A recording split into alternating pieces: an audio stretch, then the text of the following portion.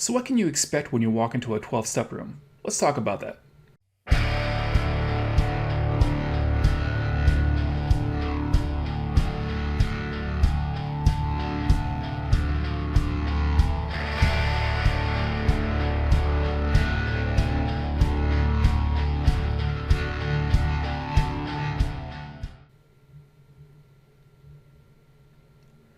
I've been in a lot of 12-step meetings. I've been in PAA, I've been in SLAA, I've been in SAA, and they all share one common tradition. That is the 12 steps, which is a tradition that's been carried down through Alcoholics Anonymous. And through that, you're going to have almost verbatim the exact same steps, with a few minor tweaks depending on the program. But they all run and operate the exact same way. So when you find your meeting, whether you're looking online or you find it on a bulletin post at a local organization, you're going to try to get there about 5 minutes prior to the meeting starts. And you'll usually typically walk into a room where people are like, there's a circle. Everyone's going to casually get seated, find a good seat. You don't have to necessarily feel like you have to introduce yourself to people right away. You can if you want to. But it's usually a pretty casual environment. People are going to be talking to one another. And then right before the meeting starts, the secretary will call the order. And what's going to happen there is everyone's going to get quiet, and the secretary will make the announcement that he's starting the meeting. And typically there's going to be a sequence of events, typically with readings. So usually either the secretary or people around the room will volunteer to read either the 12 steps or the 12 traditions and some other materials that are corresponding to the meeting. And that process can last anywhere from 5 to 10 minutes. And once that concludes, they'll go directly into the meeting itself. The secretary will have one of four typical things that'll happen. He'll start with user shares or contributory shares. And those shares are members of the individual meeting who come in and they just talk about what's happened the prior week. Sometimes they can have a speaker share, and a speaker share is a guest speaker who is either a member of the room or outside that room who is going to talk about their 12-step recovery process. And that meeting can it'll be like 15, 20 minutes of that person just talking nonstop. Another thing that they'll do is they'll have group meetings. During the group meeting, it'll typically be reading from the big book, which is the core literature for that specific organization. And sometimes they'll read the 12 steps inside of that book. And other times they'll have select readings. Sometimes you can have a meditation reading, which is usually a meditation book from that organization or a sister organization, and it corresponds to a particular time of the month, and they'll just read out of that book.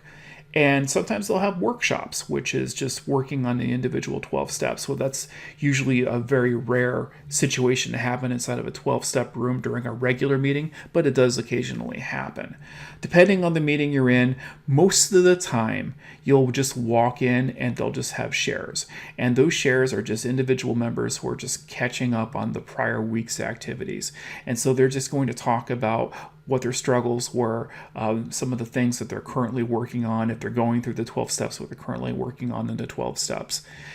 During this time, usually the person who is speaking will stand up and say, "Hello, my name is fill in the blank, and I am a fill in the blank." And typically, if you're in SAA, it's going to be I'm a sex addict. If you're in SLA, I'm a sex and love addict. If you're in PAA, I'm a porn addict. Now, as we're talking about porn addiction on this channel, I strongly tell anybody that if you're in any one of those three groups, introduce yourself as a porn addict. Be honest about it. If you don't feel confident about it, you can just say, "I'm an addict," right? Your first meeting should always be about just usually try to stay quiet and just listen. Just listen to what everyone else has to share. Don't feel that you're necessarily pressured to have to talk about yourself in that first meeting. However, if you do feel empowered to do that, go for it. There's nothing more appropriate than just being able to share the anguish that you're going through. Now, typically, crosstalk is not allowed at these meetings, meaning that you can't comment on somebody else's share. Likewise, you can't do the same. In other words, that you can't just talk about what somebody else just talked about. You talk about what you want to talk about, right? And so typically that's going to be, what your struggle is. And you'll have a designated amount of time to be able to talk. For many meetings, it's anywhere from 5 to 15 minutes of share time that you'll be able to discuss what your problem is. Now, if you don't feel like you're ready to talk about your problem yet, that's fine. Sit back and listen to everyone else's share. Now, in that time, there'll usually be a halftime sequence. And that halftime is where they take a break. They usually take collection for the group. And the reason why they do that is because the organization has to be able to not only pay rent for whatever room they're occupying, they also sometimes have to buy literature. So typically you're expected to kick in like $1 or $2, whatever you feel like is worthy. But if it's your first time at the meeting, don't feel like you have to actually participate in that. Usually they'll just let the newbie skip by on the donation process anyway. But at all subsequent meetings, make sure you're bringing in some pocket change to help the organization out. Another thing is that once you get towards the end of the meeting, they'll usually have a canned wrap-up session where they'll ask for any last-minute shares, and then they'll usually just end with a prayer. Once the meeting's adjourned, typically you'll have fellowship time, which is a bunch of people just hang out after the meeting. They'll sit around and talk and introduce themselves. If you want to get more familiar with some of the people in the room, that's a perfect opportunity to just hang out. And typically, when you're the new person in the room, people will be more than happy to come up and say hi to you and try to make you feel comfortable. At any time during the meeting, if you choose to ask for sponsorship, meaning that you want to have a sponsor in the program, it's a fantastic idea to get it early on in the program. You could stand up at any point and say, "Hi, my name is fill in a blank, and I'm looking for a sponsor." That's all you have to do.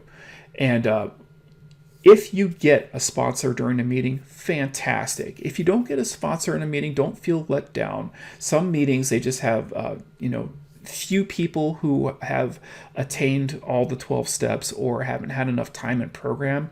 And sometimes you may have like 1 or 2 guys who are seasoned enough to do it, but they've just got too many members. In other words, they can't take anybody on right now.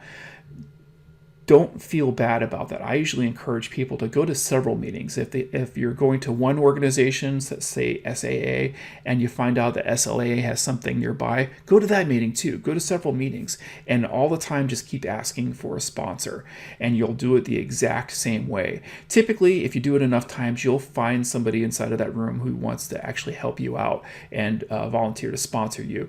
Typically, they'll approach you during the fellowship time after the meeting. So that's one thing that you can expect from it. I would also recommend, if that fellowship has literature, pick up as much literature as you possibly can. Typically, for many organizations, they won't charge you anything for the literature. They'll just give it to you freely. Some might charge you a very minimal fee, like, maybe 50 cents or $1 or something like that for the literature. Just take the literature and read it. Typically, you can also find that literature online for free as well. So, if you don't have the money on you, just look it up online. Another thing you'll want to ask about is if you feel comfortable inside of that room and you like the folks that you were talking to, try to find out right away if they sell their big book at the meeting. And if they don't sell their big book at the meeting, see if you can buy it online. Typically, you can buy the big books through Amazon and try to order that right away. It's really useful to have that big book so you can get into the program right away. Big book is kind of like the guideline for how to work the program. In addition, you may also want to see if they have a workbook. The workbook will be a way of being able to work the 12 steps. It kind of breaks down all the things you have to think about. It allows you to be able to work the 12 steps in a way that's meaningful and impactful. And it's always recommended that you buy that if you want to get serious about the program, because working the steps is the best thing. It is literally the reason why you're inside of that room. It will help you stay sober, but it also help you work on the aspects of your personality that need to be strengthened and will help you stay sober. My name is Road to Recovery. I hope you like this content. Please like, share, and subscribe. It helps me reach out to people who are still working on their own sobriety process. I don't make any money on this channel. This is all me using my 12th step and reaching out to the addict who still suffers. Thank you for listening. Take care and stay on that road to recovery.